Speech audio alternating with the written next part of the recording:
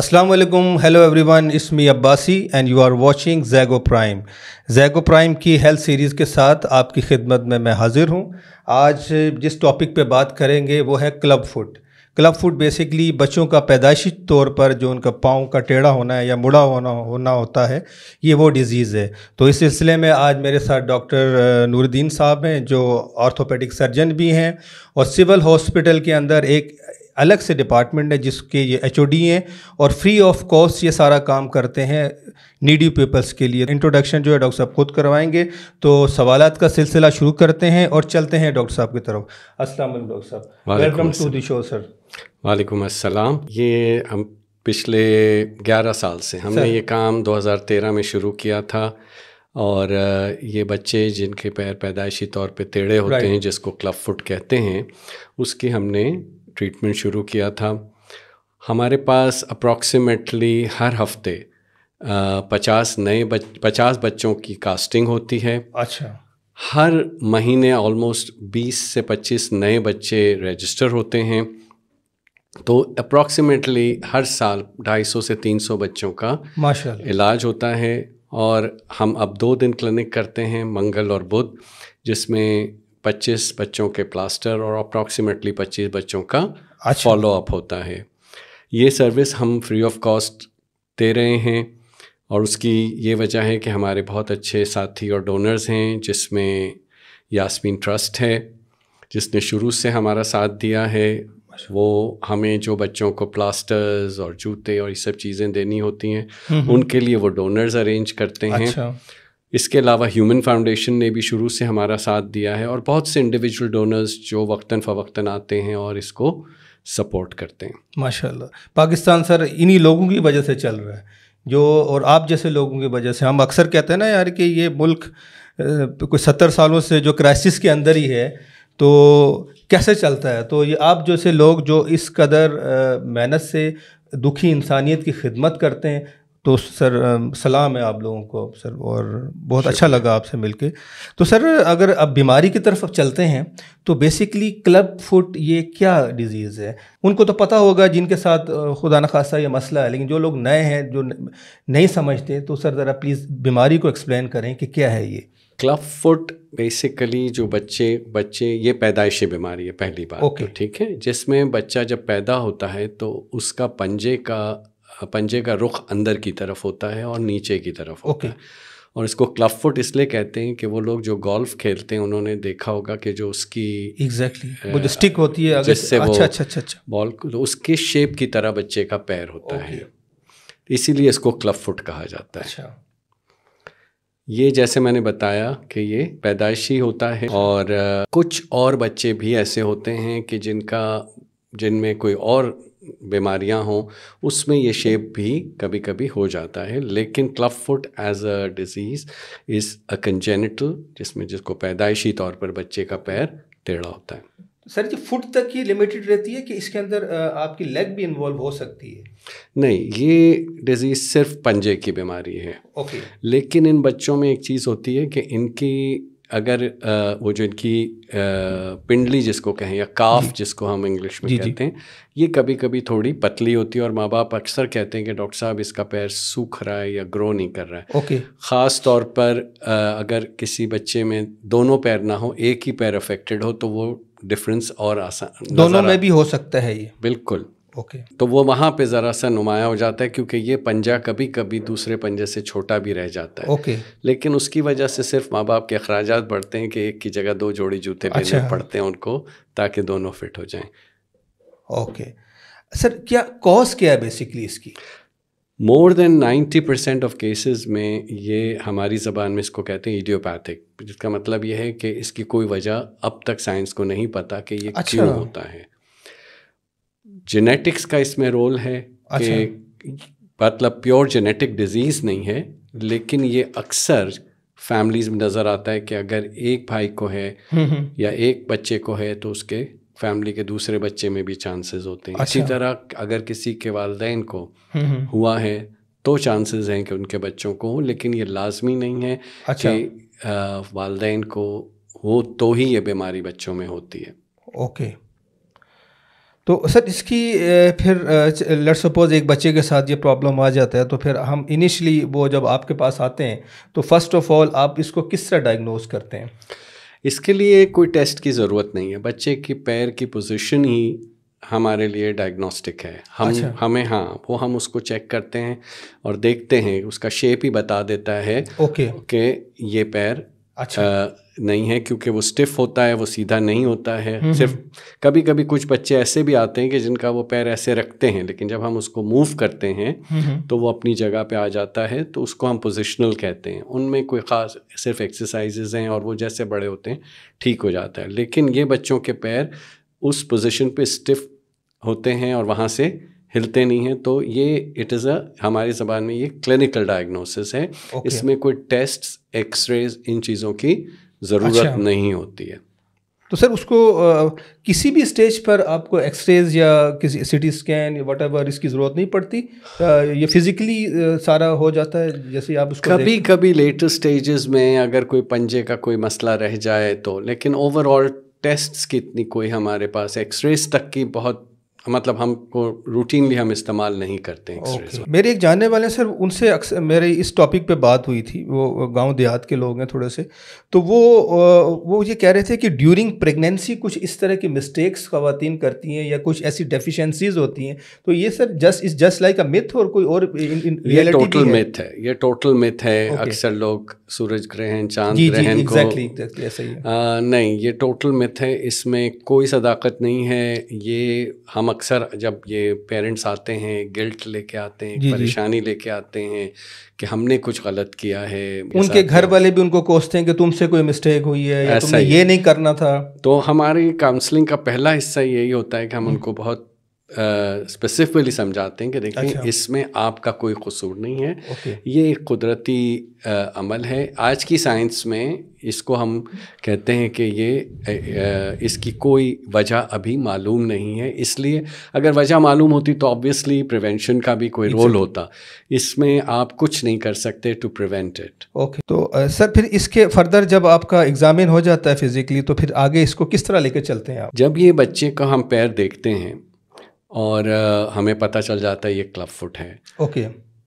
जो अच्छी बात है इसकी कि ये एक ऐसी परेशानी या ऐसी बीमारी या deformity is the right word, बीमारी की जगह, कि जो करेक्टेबल है बाय पुटिंग कास्ट, मतलब प्लास्टर लगा के। प्लास्टर से पहले उस पैर को आहिस्ता आहिस्ता अपनी पोजीशन पे लाने की एक सही टेक्निक के जरिए, जिसको ये जाहिर है ये one of the most common childhood deformities है। इट इज़ इसका incidence almost 1 in 1000 live births है। तो जितने भी बच्चों में पैर की डिफॉर्मिटीज़ हैं उसमें ये one the most common deformity है। तो इसके बहुत केसेस हैं और जाहिर है ज़माने दराज से चली आ रही हैं, तो इलाज मुख्तलिफ हो रहा था। ज़माने दराज से चली आ रही है? हाँ, क्योंकि ये तो एक जाहिर है, और इसके लिए बहुत सारी ट्रीटमेंट्स की मतलब प्लास्टर्स के ज़रिए और फिर सर्जरीज़ और सब किए जाते थे, लेकिन इस पे जो मेजर सक्सेस आया वो एक साहब हैं, एक सर्जन थे ऑर्थोपीडिक, पोंसेटी। पोंसेटी एक इटालियन बंदा था जो कि प्रैक्टिस यूएस में करता था। उसने 50s में या लेट 50s में ये पूरा इस प्रोसेस को समझा, लेकिन ये पॉपुलर हुआ है बहुत लेट 90s में जाकर।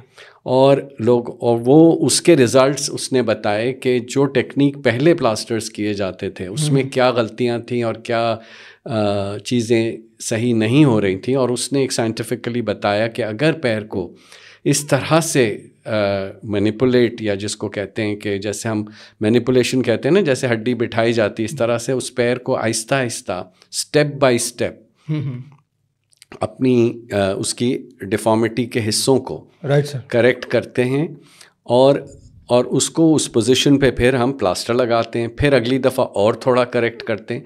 इस तरह से ये 90% बच्चे 6 प्लास्टर्स में उनका पैर ठीक हो जाता है। हमारे पास थोड़ा सा कभी कभी टाइम ज़्यादा लगता है क्योंकि बच्चे देर से आते हैं। आम तौर पे ये treatment with in first month after birth, with in first month इसको आपने परसू करना है। Ideally in a month if not with in 3 months भी रिजल्ट्स अच्छे हैं, लेकिन 6 महीने के बाद वो प्लास्टर के नंबर्स बढ़ जाते हैं। राइट। और इसमें फिर पंजे को फिर इवेंट उसमें कभी कभी एक सुन करके एड़ी की जो पट्टा है उसको एक छोटा कट लगा के उसको पैर को बिल्कुल ऐसा किया जाए कि बच्चा पैर ज़मीन पे फ्लैट जैसे हम और आप रखते हैं टिका सके और नॉर्मल तरीके से चल सके। तो उस पर there is a good 95% success rate, जो कि इससे पहले कभी नहीं था। ये पोंसेटी साहब ने जो, और फिर उन्होंने न सिर्फ ये किया, फिर एक ग्लोबल इनिशिएटिव शुरू किया है and they are training people all over the world, और उन्होंने स्पेशल उसके शूज़ भी बनवाए हैं। यहाँ पर मैं आपको इंटरप्ट करूँगा, आई वुड सॉरी टू से, जैसे आप क्लब फुट को एग्जामिन करते हैं सर, ऑब्वियसली सर उसके अंदर स्टेजेस भी तो होती होंगी। एक बच्चा वो उसकी स्टेज डिफरेंट होगी, एक मॉडरेट होगा, एक हाई होगा, ऐसा कुछ होता है कि मोर और लेस क्लब फुट एक जैसा ही होता है? नहीं, जो स्टिफनेस है जी एग्जैक्टली हाँ उसमें फ़र्क होता है। Right sir. लेकिन बहुत रेयर होते हैं जिसको हम कॉम्प्लेक्स कहते हैं, कॉम्प्लेक्स बहुत कम होते हैं, उसमें थोड़ा टाइम लगता है और उसकी टेक्निक थोड़ी डिफरेंट है। लेकिन अगर बच्चा टाइम पर प्रेजेंट करे तो उसमें भी सक्सेस ऑलमोस्ट मोर देन 90% है। अच्छा। तो हाँ, कुछ होते हैं जो चौथे प्लास्टर में इतने अच्छे हो जाते हैं, उनको वो कट जो मैं कह रहा हूँ उसकी भी ज़रूरत नहीं पड़ती है। तो वो ज़ाहिर है इसकी एक स्कोरिंग है, एक ग्रेडिंग होती है। तो वो इनिशियल स्कोर हमें गाइड कर देता है कि ये कितना सिवियर है, लेकिन ये इसकी सिवेरिटी ये नहीं डिसाइड करती कि ये प्लास्टर से ट्रीट नहीं होगा। Okay. There is a good 90% success rate. यहाँ मैं एक बात शायद आगे भी आपको दोबारा बताऊंगा कि इलाज प्लास्टर से पैर सीधे होने के बाद ख़त्म नहीं होता। ओके, अच्छा। ये एक दफ़ा पैर सीधा हो गया, अगर हमने उसको छोड़ दिया तो वो दोबारा वैसे ही ख़राब हो जाएगा। इट मीन्स कि रिकरेंस के चांसेस बहुत ज़्यादा हैं। बहुत हाई है। ओके। तो इसके लिए फिर उस पैर को सीधी पोजीशन में एक ख़ास जूता पहनाया जाता है। राइट। जो दोनों पैर में पहनाया जाता है, चाहे एक पैर इफेक्टेड हो। अच्छा। क्योंकि वो दोनों पैर को एक बार के ज़रिए वो जूता बांध देता है कि एक जूता इस पैर का एक पोजीशन जो हमने करेक्ट किया है, और बार जो है वो उसको उस पोजीशन में फिक्स्ड होता है, जो कि मरीजों को बहुत इरिटेटिंग लगता होगा। मरीजों को बुरा लग, बच्चों को तो नहीं पता चलता बिकॉज, लेकिन माँ बाप जैसे जाहिर है इट बिकम्स मतलब बहुत ऑब्वियस हो जाता है ना कि पूरे मोहल्ले को, सारे रिश्तेदारों को पता चलता है जब वो इस तरह के जूते पहन के वो बच्चा निकलता है। तो अक्सर हमसे कहते हैं कि हमें शादी में जाना है, हम उतार दें। तो ये टफ टाइम होता है फर्स्ट 3 months आफ्टर प्लास्टर। वो उस वक्त बच्चे को 24 घंटे में सिर्फ 1 घंटा जूता उतारने की इजाज़त होती है। Right sir. लेकिन चूंकि हम भी चाहते हैं कि बच्चे ने चलना फिरना खेलना कूदना है, तो वो उस 3 महीने के बाद वो बच्चा सिर्फ सोते टाइम, जिसमें 12 घंटे तो मिनिमम है, हम कभी कभी कोशिश करते हैं कि जब भी बच्चे को आप सुलाएं आप जूता पहनाएं, लेकिन जब वो खेलने के काबिल हो तो आप जूता उतारें। अच्छा। और उसको नॉर्मल चलने फिरने दें। अच्छा अच्छा। हाँ, तो बट अक्सर ये प्रॉब्लम आता है कि कुछ लोग प्राइवेट ये जो जूते बनाने वाले हैं ऑर्थोपेडिक शूज़ के नाम से, तो वो उधर जाते हैं और कहते हैं कि, और ये हमसे आके कहते हैं कि प्लीज़ ऐसे अलग अलग वाले जूते दें। तो हमारा उनको जवाब ये होता है कि देखें, हमें इसमें कोई फ़ायदा नहीं कि आपके दोनों बच्चे के दोनों पैर बंधे हैं, ये उसके भलाई के लिए है। और ज़्यादातर लोग समझ जाते हैं, लेकिन बहुत से लोग नहीं समझते हैं, या अपने बच्चे की, ख़ास तौर पे जब बच्चा थोड़ा बड़ा हो जाता है। Right sir. क्योंकि ये जूते 4 साल तक पहनाने होते हैं, तो जब बच्चा बड़ा होता है तो ज़ाहिर है उसको रात को सोते में भी अच्छा नहीं लगता है, उसके दोनों पैर बंधे रहें, तो माँ बाप से ज़िद करता है, और वो बच्चे जूता अक्सर छोड़ते हैं। और जो फेलियर है या रिकरेंस जिसकी आप बात कर रहे हैं कि दोबारा होता है, जी जी, वो उसकी 90% केसेस में वजह यही होती है कि इन बच्चों ने जूता छोड़ा होता है। वो जब आते हैं, हम पैर को थोड़ा सा ख़राब होता देखते हैं, हम माँ बाप से पूछते हैं तो कहते हैं हाँ ये ज़िद करता है, डॉक्टर साहब जूता नहीं पहनता। अच्छा। तो हम उनको बहुत सख्ती से समझाते हैं, क्योंकि जब उस उम्र में जब पैर दोबारा ख़राब होता है तो उसका इलाज बहुत मुश्किल हो जाता है। और मैं तो ख़ास तौर पे डराता हूँ कि देखें, मैं माँ बाप से कहता हूँ आप खून के आंसू रोएंगे, हमें तो परेशान करेंगे लेकिन आप भी बहुत परेशान होगे, आपका बच्चा दोबारा परेशान होगा, क्योंकि शायद हम फिर उतना अच्छा आपका बच्चे का पैर ना कर सकें और उसको बड़े बड़े ऑपरेशंस की ज़रूरत पड़ सकती है। वो कभी कभी हम डराने के लिए भी कहते हैं, लेकिन मकसद ये कि ज़रूर परेशान होता है। और कुछ बच्चे ऐसे हमने देखे हैं कि जहाँ माँ बाप ने अपने बच्चों की ज़िद पाली और बच्चे इसकी वजह से बहुत दुखी हुए, या उनका पैर जब ख़राब होगा तो आप भी दुखी होते हैं और बच्चा भी, ज़ाहिर है सारी ज़िंदगी एक तरह से उसकी माजूरी होती है। इन जूतों के कोई नुकसानात नहीं हैं, उसको एक सर्टेन एंगल पे रखा जाता है ताकि वो सही पोजीशन पे रहे। और ये बच्चा जो है, जैसे मैंने कहा, शुरू के सिर्फ 3 महीने होते हैं और एज भी बड़ी अर्ली एज होती है, बच्चा उसमें हैंडल किया जा सकता है। बल्कि वो किक विक सब कर रहा होता है। ओके। और वो फ़ायदेमंद है क्योंकि वो सर्कुलेशन के लिए भी अच्छा है और वो पोजीशन को बेहतर करने में हेल्प भी करता है। अच्छा। तो हमारे वो उसके बाद तो वैसे भी बच्चे को अगर वो क्रॉल करना शुरू करता है तो ही डजंट हैव, वो उसको जूता पहनने की कोई ज़रूरत नहीं है। वो तो मैंने कहा ना, शुरू के 3 महीने हैं। और थोड़ा बड़ा बच्चा भी जो 6 महीने का होता है वो थोड़ी सी, ज़ाहिर है अगर आप लेट प्रेजेंटर हैं तो ये थोड़ी सी 3 महीने उनको थोड़ा अच्छा तकलीफ दे होता है, बच्चा ज़िद करता है और ये वो, लेकिन मेजॉरिटी ऑफ पीपल मैनेज और वो समझते हैं क्योंकि उनको पता है कि छोड़ देंगे तो फिर यहाँ पे मुश्किलात हैं। तो बड़ा मुश्किल नहीं होता होगा सर काउंसलिंग करना पेरेंट्स की, क्योंकि ऑब्वियसली रिकरेंस रेट बहुत हाई है इसका, तो किस तरह सर आप उनके साथ उनकी काउंसलिंग कर रहे होते हैं? मतलब it's really a typical job.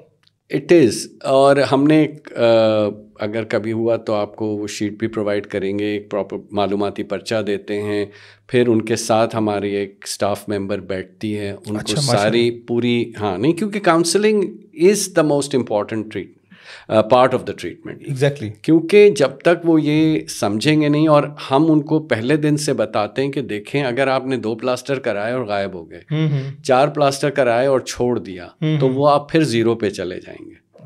आप 0 पे जाएंगे और फिर हमारे पास आएंगे तो वो जो 4 हफ्ते के प्लास्टर की हमारी मेहनत थी और जो कॉस्ट आया था वो भी ज़ाया हुआ। ये ठीक है, फंडिंग कोई कर रहा है, लेकिन आप रिसोर्सेस को भी ज़ाया करते हैं। तो हम उनके साथ, ज़ाहिर है ये काउंसलिंग पे ही बहुत ध्यान देते हैं। फिर जो शख्स प्लास्टर लगा रहा होता है वो भी रीइंफोर्स करता है।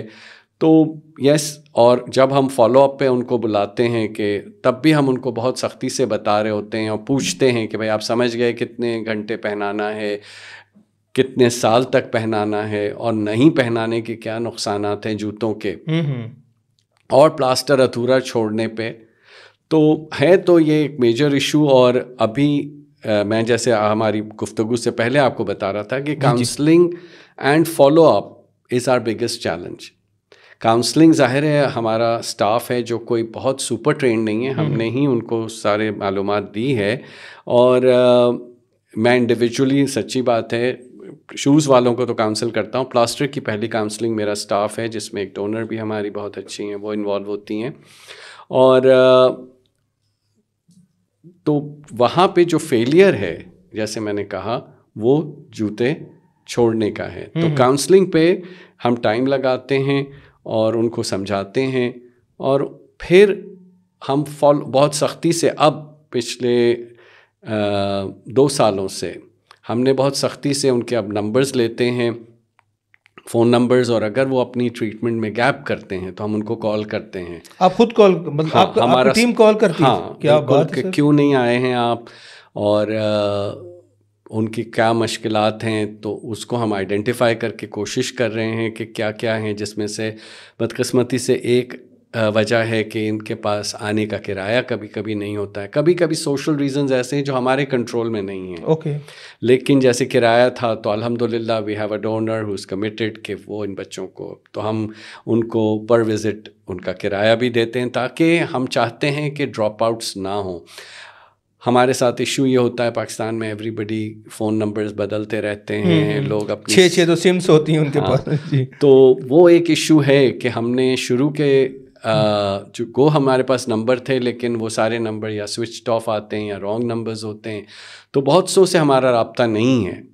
लेकिन अब हम बहुत सख्ती से एक की जगह 2 नंबर लेते हैं और कोशिश करते हैं कि हम उनको कॉल करें। बदकिस्मती से बहुत से ऐसे माँ बाप हैं जिसके लिए हम और मेहनत कर रहे हैं कि जो आते हैं, दिखाते हैं और फिर कहते हैं कि नहीं हम नहीं इलाज करवाना चाहते हैं और आते नहीं हैं। अब ज़ाहिर है हमें तो ये लगता है कि शायद हमारी काउंसलिंग का फेलियर है, and we are working on it कि वी ट्राई कि नोबडी शुड मिस आउट। तो कहाँ पर है सर? एक तो सिविल हॉस्पिटल के अंदर जिसके आप एचओडी हैं, एक बंदा सर इंटीरियर से आ रहा है, तो नियरेस्ट उसको कहाँ पड़ेगा? हैदराबाद में है, if I am not mistaken, Larkana, Sukkur. Good, अच्छा। हाँ, नहीं, और पंजाब में भी बहुत सेंटर्स हैं, क्वेटा में भी, इफ़ आई एम नॉट, मतलब there is a big list will I share with you कि पाकिस्तान में बहुत से सेंटर्स हैं जहाँ ये काम हो रहा है।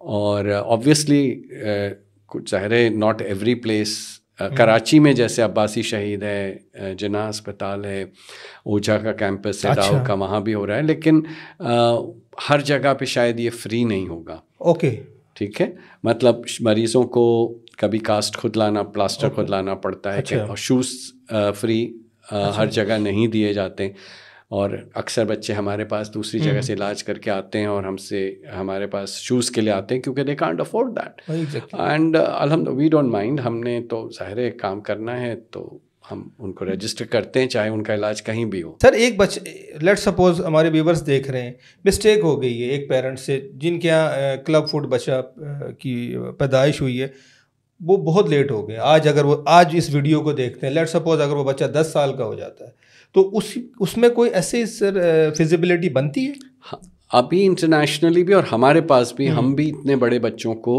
एंटरटेन कर रहे हैं। अच्छा। और हम कोशिश करते हैं, लेकिन जाहिर है गारंटीज ज़रा मुश्किल हो जाती है, लेकिन जितना भी हम स्ट्रेच करके बेहतर कर सकते हैं वो हम करते हैं ताकि सर्जरी जो है वो मिनिमल हो। ओके। फिर बड़ा प्रोसीजर ना करना पड़े, जितना हम स्ट्रेच आउट कर लें तो छोटे छोटे प्रोसीजर्स के ज़रिए भी उसको इस काबिल कर दें कि वो बच्चा सीधा ज़मीन पे पैर रख के नॉर्मल शूज़ पहन के चल सके, अच्छा। भाग सके, खेल सके। अच्छा। और पॉन्सेटी की ट्रीटमेंट, ये जो कास्टिंग की ट्रीटमेंट है, इसकी खूबसूरती यही है कि इसमें बच्चे का पैर बिल्कुल हमारी ज़बान में सपल, इन द सेंस कि उसमें कोई रिजिडिटी नहीं होती है। अच्छा। पहले जब ये जिस तरह के प्लास्टर्स लगते थे और उनके फेलियर्स के बाद सर्जरी के ज़रिए ये इलाज होता था, सर्जरी के बाद पैर सीधा तो हो जाता था लेकिन उसमें वो लचक, वो फ्लेक्सिबिलिटी नहीं रहती थी। अच्छा।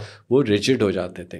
पॉन्सेटी की ट्रीटमेंट के बाद ये कास्टिंग जो हो रही है, इसमें जो ब्यूटी ये है कि इसका पैर ऑलमोस्ट ऐसा हो जाता है जैसे एक नॉर्मल फंक्शनल फुट हो। अच्छा, तो सर आफ्टर ट्रीटमेंट अगर एक आइडियल ट्रीटमेंट किया जाए, टाइमली बच्चा आपके पास आ जाए और वो उसका जो बीमारी है वो एक्स्ट्रा ऑर्डिनरी नहीं थी, मॉडरेट थी, तो ट्रीटमेंट के बाद बच्चा 100% फिट हो जाता है, जैसे वो रनिंग भी कर लेगा वो? जी बिल्कुल कर सकता है, बिल्कुल। अच्छा। एवरीथिंग अल्हम्दुलिल्लाह नहीं, एवरीथिंग प्रोवाइडेड। जो ख़ास बात है कि जो डॉक्टर आपको बता रहा है कि आपने बाद में ये स्पेशल जूते जो मैंने बताए बार वाले, वो आपने सोते वक्त अभी 4 साल तक अच्छा पहनाने हैं। 4 साल तक पहनाने? 4 साल तक, ये सुन या 5 साल तक कभी कभी, वो डिपेंड करता है। क्योंकि मैंने जैसे बताया कि अगर इसको छोड़ दें तो देयर इज़ अ टेंडेंसी इसमें कि ये दोबारा पैर टेढ़ा हो। न सिर्फ ये पहनाना है कि हाँ डॉक्टर से मिल लिया, हमारा रूल ये है कि हम हर शुरू के 3 महीने हम आपको पहली दफ़ा 2 हफ्ते बाद, फिर 4 हफ्ते बाद, फिर 6 हफ्ते बाद बुलाते हैं। अच्छा। फिर उसके बाद 6 हफ्ते के बाद 2 दफ़ा फिर बुलाते हैं, जब हम इसके जूते जो 23 घंटे से हम उसको स्लीपिंग टाइम के लिए कर देते हैं। फिर हमारा हर बच्चे को हर 3 महीने बाद हम बुलाते हैं। और जो प्रॉब्लम हम सबसे ज़्यादा फेस कर रहे हैं वो यही है कि एक दफ़ा पैर अच्छा हो जाता है तो माँ बाप क्लिनिक पे नहीं लाते। बदकिस्मती से पढ़े लिखे अफोर्डिंग पेरेंट्स वो भी नहीं लाते। जो हमारे कभी कभी प्राइवेट में भी हम ये ट्रीट कर रहे होते हैं, वो नहीं लाते हैं। इरिटेट हो जाते होंगे कि नहीं आई थिंक दे जस्ट नहीं, ये गैर जिम्मेदारी है, ये गैर जिम्मेदारी है, क्योंकि प्रोसीजर तो है हमारे पास। अगर हमारा देखें, बड़ा बोल नहीं है, लेकिन हम ये समझते हैं, और ये बात मैंने लोगों को समझाता हूँ और मैं अपने स्टाफ को भी कहता हूँ, कभी वो मरीज़ बहुत बच्चों को देर से लाते हैं या प्लास्टर पहले उतार दिया और आ जाते हैं, हमें देर भी हो रही होती है, हम कहते हैं कि आपको ये समझना है कि ये कसूर उस बच्चे का नहीं है, बच्चा तो उसको तो पता नहीं है कुछ, एंड हम उनके माँ बाप की गैर जिम्मेदारी की सज़ा उस बच्चे को नहीं दे सकते, इसलिए हमें उनको एंटरटेन करना है, उस बच्चे का ख्याल करना है। सर ये जो अब पीओपी चढ़ता है बच्चे के ऊपर, तो इसके असर कोई स्किन पे कोई ऐसी एलर्जीज तो को मोर देन 95% बच्चों को कोई प्रॉब्लम नहीं, बड़ी सेंसिटिव स्किन होती है। नहीं, कभी शाज़ व नादिर कुछ बच्चे होते हैं कि जिनकी स्किन को एलर्जी हो, तो फिर हम वो जो कॉटन हमारा अभी हम इस्तेमाल करते हैं उसको चेंज करते प्योर कॉटन वाला ले लेते हैं, इसमें थोड़ा सा फाइबर होता है तो शायद उससे एलर्जी हो, लेकिन वो बहुत कम बच्चे होते हैं। ये और बात है कि हमें उनको ये बच्चे प्लास्टर हम उनको सिखाते हैं कि ये घर पे माँ बाप उतार के लाते हैं, ठीक है ना, हम मशीन से काटते नहीं हैं प्लास्टर को, क्योंकि ज़ाहिर बच्चे की एक तो time plus it is possible कि प्लास्टर में बच्चे के पैर को डिबो दें पानी में तो प्लास्टर नरम हो जाता है और खुल जाता है, तो वो माँ बाप के लिए भी बहुत अच्छा होता है, वो उस दिन बच्चे को अच्छे से उनके जो दिल चाहता है मालिश वालिश करके ले आते हैं। दूसरा तो हमको उनको समझाना ये पड़ता है, क्योंकि ये प्लास्टर को जो थोड़ा सा स्नगली लगाया जाता है कि अच्छे से फिट हो ताकि वो उसका असर हो। तो उस पे हमें उनको समझाना पड़ता है कि बच्चे की पैर पंजे उंगलियों की सर्कुलेशन कैसे देखनी, तो ये भी हमारी काउंसलिंग का हिस्सा होता है, उनको समझाना होता है। फिर हम अपने इमरजेंसी नंबर्स देते हैं और हमारा स्टाफ 6 दिन क्लिनिक पे मौजूद होता है सुबह के वक्त, ताकि अगर उनके बच्चों को दूसरे दिन प्लास्टर में कोई भी इशू होता है तो वो फ़ौरन ले आएँ। और हमारे पास ये स्टाफ होता है जो देख लेता है, और डॉक्टर्स जो हमारे वहाँ पे हमारी टीम के हैं, अगर कोई भी इशू होता है तो वो आके उनको चेक कर लेते हैं। सर एक रफली क्या कॉस्ट आ जाती है ट्रीटमेंट की एक बच्चे पे? देखिए, हमने अभी जो हमारे पास है तो फ्री ऑफ कॉस्ट, लेकिन हमने जैसे अपने डोनर्स के लिए एक वो रखा है कि स्पॉन्सर अ चाइल्ड प्रोग्राम, कि आप जब हम एक बच्चे का ट्रीटमेंट शुरू करते हैं, हमने पर चाइल्ड रखा है कॉस्ट 35,000। ये कॉस्ट ऑब्वियसली सिर्फ ये कॉस्ट कवर करती है हमारे सैलरीज़ को, जो प्लास्टर इस्तेमाल होता है, जो कॉटन इस्तेमाल होता है, जो जूते बनते हैं, और टाइम टू टाइम ज़ाहिर बच्चा बड़ा होता है हम दूसरे जूते देते हैं, ये हमने एक कॉस्ट रखा है। और माशाल्लाह डोनर्स को हम सिर्फ लिस्ट भेज देते हैं और हमें फंडिंग आ जाती है, which is such a big blessing. तो लेकिन ऑब्वियसली बाकी प्राइवेटली और वो वेरी करता है, I mean hospital to hospital, consultant to consultant, but in this हमारा जो एवरेज हमने कॉस्टिंग निकाली है, सॉरी मैं कराची के इदारों में मैंने एक और जगह का नाम लेना भूल गया था, इंडस हॉस्पिटल, वहाँ पे भी ये इलाज बहुत अरसे से और बहुत अच्छा, और वहाँ पे भी टोटल फ्री ऑफ कॉस्ट हमारी तरह की ही सर्विस है कि दे वहाँ भी सर आप देखते हैं? नहीं, लेकिन मैं सॉरी मैंने जब जना अब्बासी की बात की, ओझा की बात की, Indus has been a very big inspiration for me as well, no doubt, because नहीं इन द सेंस कि उन्होंने हमें बताया, मतलब पता चला कि वहाँ भी किराए दिए जाते हैं, वो तो ठीक है ना, उनके पास भी ज़्यादा डोनर फंडिंग है, उनसे ही हमने आइडिया लिया क्योंकि उन्होंने कॉस्टिंग की हुई है, ठीक है, कितना आता है, हमको ज़रा सा इतने सारी हमने कॉस्टिंग बनाना आसान नहीं था, तो उन्होंने एक रफ एस्टिमेट हमें दिया कि this is how much we charge to our donors. I think they have an international donor whose child had clubfoot and now he totally sponsors the Indus program.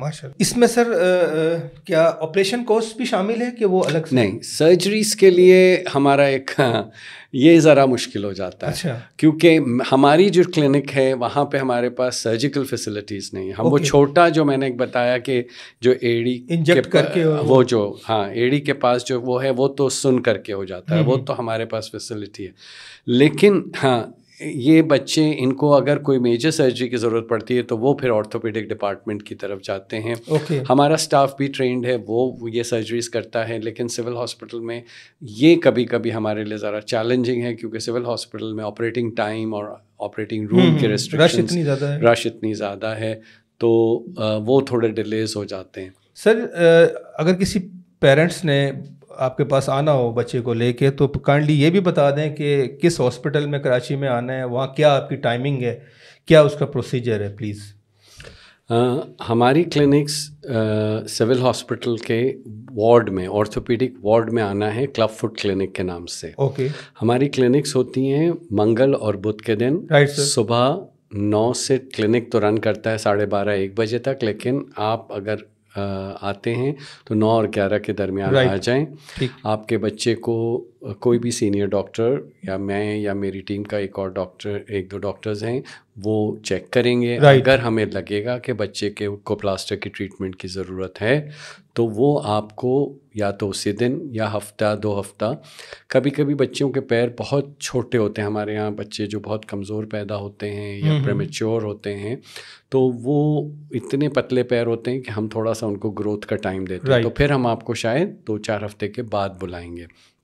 लेकिन हम कहीं नहीं जा रहे, आप आइएगा ज़रूर और आके असेसमेंट करवा लें, हमें तसल्ली कर लें कि आपके बच्चे रजिस्ट्रेशन करवा लें। हाँ, इलाज की ज़रूरत है। अगर बच्चे का पैर हम समझेंगे कि नहीं ज़रूरत है तो आपको रीअश्योर कर देंगे और फिर आपका इलाज हो जाएगा।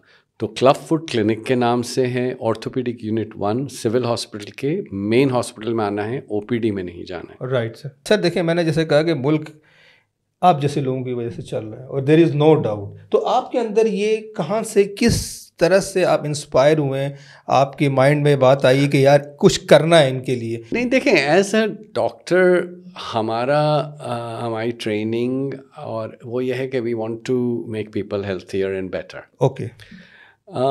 जैसे मैं कहता था, मैंने ऑर्थोपेडिक चूज़ इसलिए की थी क्योंकि मैं फिजिशियन डायबिटीज़ और ब्लड प्रेशर और इन चीज़ों को देखता था, तो मैं कहता था नहीं भाई, ये तो सारी ज़िंदगी बस दवाइयाँ देते रहो। I want to do something कि जिसका रिजल्ट आए, जिसमें ऑर्थोपेडिक्स ऐसे हड्डी टूट गई, आपने ऑपरेट कर दिया या प्लास्टर लगा दिया and they get better.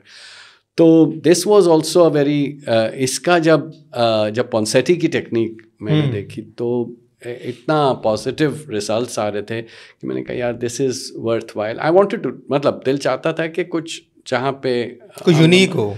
Unique तो नहीं, मतलब कुछ करना तो है बंदा। मैं जैसे मेरी ट्रेनिंग इंग्लैंड में हुई है, पोस्ट ग्रेजुएट ट्रेनिंग। पाकिस्तान का मैं डाउ का ग्रेजुएट हूँ, फिर मैं इंग्लैंड गया था, तो हम पाकिस्तान वापस सिर्फ कमाने के लिए तो नहीं आए ना।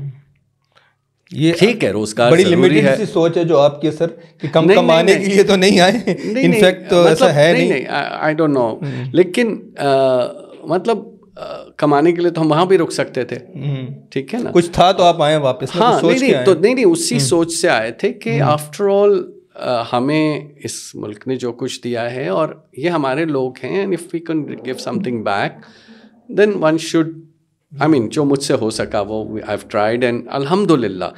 मैंने जैसे कहा कि इट वाज नॉट, ये मेरा पर्सनल, ठीक है, आई स्टार्टेड इट, बट जैसे मैंने कहा कि इतने अच्छे लोग थे, ये जैसे मैंने जो नाम शुरू में लिए, ह्यूमन फाउंडेशन, यास्मीन ट्रस्ट और जितने इंडिविजुअल लोग हैं, इन सब का फिर अभी जो हमारा इनिशियल, हम एक छोटे से कमरे में थे, फिर हमें दूसरी जगह दी गई, फिर उसको एयर कंडीशनिंग कराई गई, फिर स्टाफ, फिर मरीज़ों के बैठने के लिए एयर कंडीशनिंग, फिर अभी जो एक नया वार्ड सिविल में खुला है, हमें एक बहुत अच्छा कमरा। तो they have been, this is not totally me, ये बहुत से लोगों के एफर्ट्स हैं। मेरी सर लास्ट क्वेश्चन आपसे कि अपकमिंग क्या प्रोजेक्ट्स हैं आपके जो जिस पे आप वर्किंग कर रहे हैं? अच्छा, लॉन्ग टर्म प्रोजेक्ट्स के लिहाज से तो सबसे पहला टारगेट तो यही है कि इसको ही बेहतर से बेहतर करना है। ओके। दूसरा, this should be self sustainable in the sense and this should be continuity. It should, ये पर्सन डिपेंडेंट नहीं हो कि नूरुद्दीन चले गए तो ये बंद हो गया काम। ये दूसरा बड़ा टारगेट ये है कि एक ऐसा सिस्टम को करूं कि ट्रेंड हो लोग और एक प्रॉपर सिस्टम बन जाए कि मेरे बगैर, अभी अल्हम्दुलिल्लाह अगर मैं 1-2 दिन ना भी जाता हूं तो मेरा स्टाफ बहुत अच्छे से मैनेज कर लेता है, लेकिन इसको सेल्फ सस्टेनेबल बनाना है। Probably form a board which has input from donors, which has input from the head of department of orthopedics. मुश्किल है लेकिन हो जाएगा इंशाल्लाह। नहीं, जितनी सर आपकी एफर्ट्स हैं और अल्लाह ताला आपको हिम्मत दे। आमीन। और आप जैसे लोगों की बहुत ज़्यादा कमी भी है और ज़रूरत भी है इस मुल्क को, और हम सब आपको सलाम करते हैं, ज़ैगो प्राइम की सारी टीम और जो लोग मेरे व्यूअर्स आपको देख रहे हैं सर, वो बड़ी एक्सेप्शनल जॉब है और स्टैंडिंग आउट जॉब कर रहे हैं आप, माशाल्लाह सर। थैंक यू व्यूअर्स साहब से इजाज़त लेते हैं सर। Thank you very much for your precious time. Thank you it's really honour for us. Thank. तो व्यूअर्स आज का प्रोग्राम उम्मीद करता हूँ कि आपको पसंद भी आया होगा और आपके लिए बहुत इन्फॉर्मेटिव भी हुआ होगा। प्रोग्राम अच्छा लगा बुरा लगा कमेंट्स में लाजमी मुझे बताइएगा। अपना ख्याल रखें, स्पेशली अपने बच्चों का ख्याल रखें और अपने साथ जुड़े लोगों का ख्याल रखें। फिर मिलेंगे अगर खुदा लाया। अल्लाह हाफ़िज़।